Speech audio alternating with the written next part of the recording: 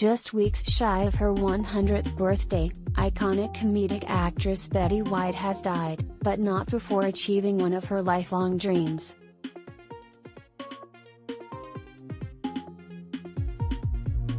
White, an animal activist, has often spoken about her desire to pursue a role in the U.S. Forest Service, which was unfortunately not a career available to women in the early 1940s after she completed high school. Luckily, the U.S. Forest Service made right later in White's life, after her years of success in Hollywood.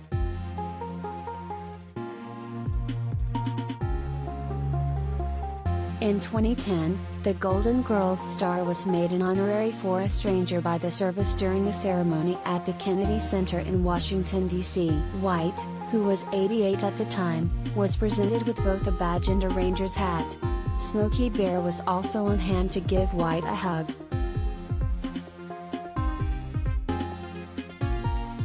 Betty White, the Golden Girls and Hot in Cleveland star, dead at 99.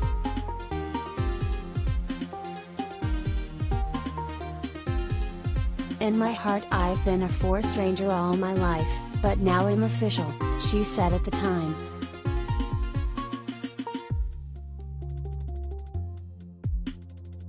During her speech, White said she couldn't put into words what the honor meant to her and recounted spending time in California's Sierra Nevada mountain range with her parents growing up.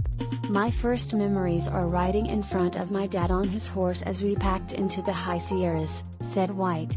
"And we'd go in there for 3 weeks and never see another two-legged soul other than birds, in our lives. And then we'd come back and live all the next year waiting for our next trip into the wilderness.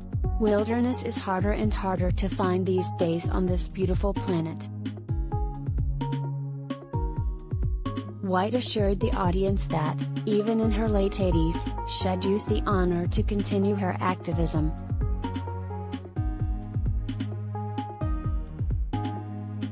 "Whether I've been a legitimate forest ranger or not, I've been working for the cause for the last 89 years, she said, adding, "I know this is an honorary position, but it's also one where I can use a voice try to protect the remaining beautiful parts of this gorgeous world we live on."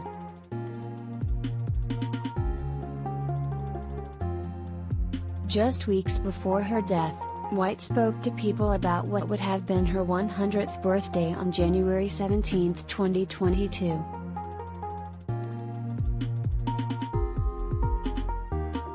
White said her long life was thanks in part to being born a cockeyed optimist.